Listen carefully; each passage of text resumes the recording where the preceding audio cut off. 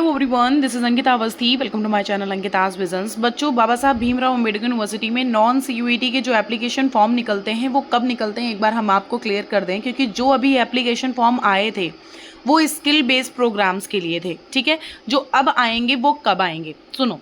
जब यहाँ पर first merit list, second merit list और थर्ड मेरिट लिस्ट आ जाती है, जैसे कि प्रीवियस ईयर का आप देखोगे तो फर्स्ट आई थी, और फर्स्ट मेरिट लिस्ट कब आ सकती है? लास्ट वीक ऑफ जून में। लास्ट वीक ऑफ जून में, क्योंकि 24 इसकी लास्ट डेट है।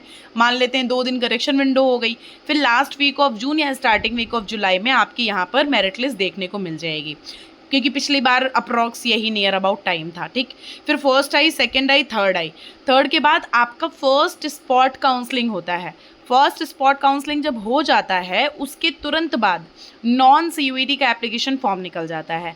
नॉन सीयूईटी का एप्लीकेशन फॉर्म निकलता ही निकलता है, क्योंकि नॉन सीयूईटी की भी कुछ सीट्स रहती हैं हमारे यहाँ बीबीएयू में। हर एक प्रोग्राम्स में कुछ कुछ सीट्स नॉन सीयूईटी के स्टूडेंट्स के लिए रहती हैं। अच्छा, ये अगर जानना है कि हमारी कितनी सीट्स रहती हैं तो इनके ब्रोचर में एक बार पढ़ लोगे तो क्लियर हो जाएगा। फिर देखो, स्पॉट काउंसलिंग 1 जब आता है ना, देखो स्पॉट काउंसलिंग 1, एक मिनट, ये स्पॉट काउंसलिंग 1 आ गया, फिर वैकेंट सीट की लिस्ट आ जाती है। स्पॉट काउंसलिंग 1 के बाद पेमेंट का ऑप्शन आएगा, फिर वैकेंट सीट की लिस्ट आ जाती है। वैकेंट सीट की लिस्ट मतलब स्पॉट काउंसलिंग 1 के बाद कितने बच्चे अभी भी हैं, जो मतलब कितना सीट अभी भी यहाँ पर खाली रह गया है स्पॉट काउंसलिंग 1 के बाद भी। सो वो वैकेंट सीट की लिस्ट निकलती है।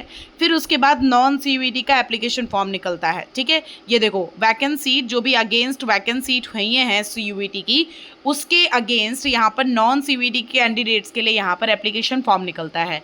एप्लीकेशन फॉर्म आप खुद से देख सकते हो कि 5 से 13 अगस्त के बीच में निकला था।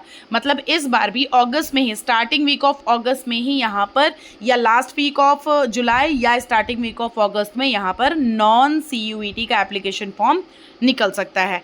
उसके बाद जो नॉन सीयूईटी का एप्लीकेशन फॉर्म निकलता है ना, फिर आप लोगों के लिए यहाँ पर कोई आगे 1 2 3 4 लिस्ट नहीं आती है। आप लोगों के लिए, नॉन सीयूईटी वाले बच्चों के लिए आगे 1 से 2 लिस्ट आती है। सिर्फ 1 से 2 लिस्ट, मतलब यहाँ पर आप देखोगे तो स्पॉट काउंसलिंग 2 जो होता है उसमें आप नॉन सीयूईटी वाले बच्चे भी होते हो और सीयूईटी वाले बच्चे भी होते हो। ऐसा बिल्कुल नहीं है कि सिर्फ नॉन सीयूईटी वाले बच्चे ही यहाँ पर स्पॉट काउंसलिंग 2 में पार्टिसिपेट करते हैं। सीयूईटी जो फर्स्ट में आए हैं वो भी पार्टिसिपेट करते हैं, जो फर्स्ट काउंसलिंग में। अच्छा, मैंने ये भी बोला है कि अगर आप यहाँ पर आना चाहते हो तो अगर फर्स्ट स्पॉट काउंसलिंग में आप ज्वाइन करोगे तभी आप सेकेंड स्पॉट काउंसलिंग ज्वाइन कर सकते हो, जो सीयूईटी वाले हैं। तो second spot counselling CUET and non CUET दोनों स्टूडेंट्स के लिए होती है। सो आप सारे बच्चों को स्पॉट काउंसलिंग 2 के लिए आना होता है। जितना भी नॉन सीयूईटी वाला बच्चा है, जो सीयूईटी वाला बच्चा है, कोशिश करो कि आना होता है, क्योंकि स्पॉट काउंसलिंग होता तभी है जब आप यहाँ आते हो। तो ये spot counselling 2 on the vacant seat only on CUET and non CUET candidates with verification of original documents and generation of challan for fee submission by DAC. आप आते हो, आपका नाम आता है, फिर आपको शाम या नेक्स्ट डे तक पता चल जाता है, पेमेंट करना होता है, आपका सीट कंफर्म हो जाता है। ये जो सेकेंड स्पॉट काउंसलिंग होता है इसमें दोनों लोग बैठते हो, सीयूईटी और नॉन सीयूईटी।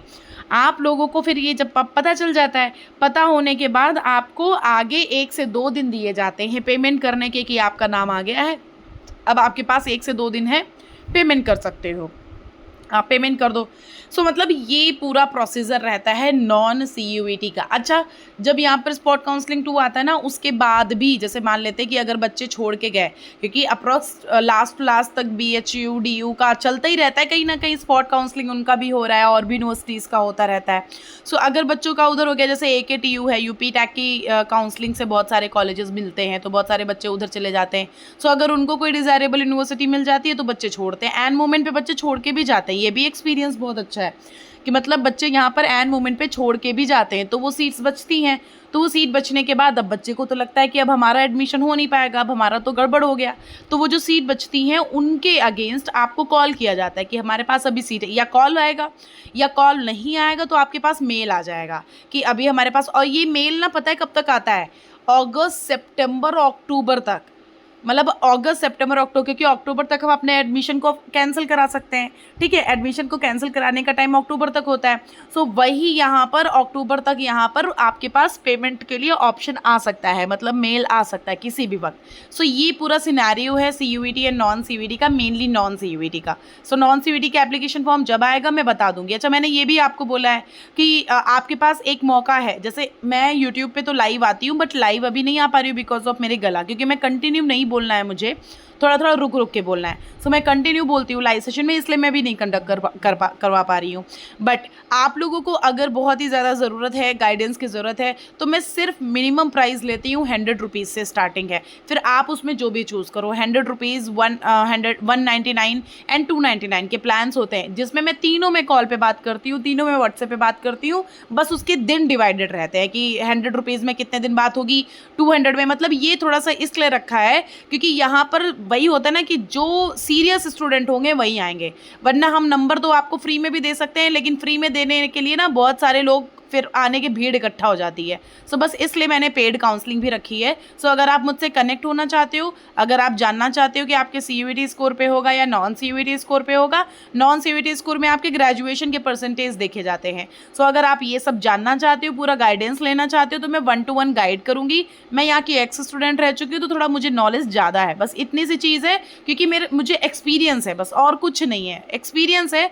मैं भी एक नॉर्मल इंसान हूँ, आप भी एक नॉर्मल इंसान हो, क्या पता आप अगर करने लग जाओ सेम चीज़ तो आपको भी एक्सपीरियंस हो जाए। बस थोड़ा सा यूनिवर्सिटीज़ गो थ्रू करना होता है, चीज़ों के बारे में जानना होता है, लोगों से बात करनी होती है, सब लोगों के बीच में बैठना होता है, बस इतनी सी चीज़ें होती हैं और कुछ नहीं है, ठीक है।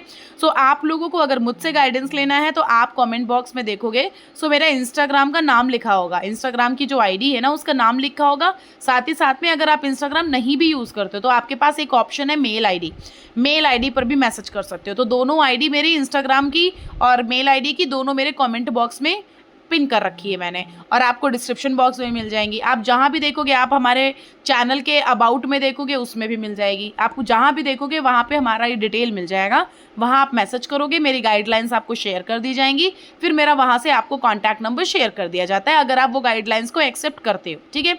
सो आप लोग चैनल सब्सक्राइब करके भी रखो, क्योंकि मैं आपको और भी यूनिवर्सिटीज़ का नॉन CUET का और मिड एंट्री के बारे में बताऊंगी, क्योंकि बहुत सारी यूनिवर्सिटीज़ मिड एंट्री भी कराती हैं, बहुत सारी यूनिवर्सिटीज़ नॉन CUET के एप्लीकेशन फॉर्म भी निकालती है। तो आपको ना टेंशन लेने की ज़रूरत बिल्कुल भी नहीं है।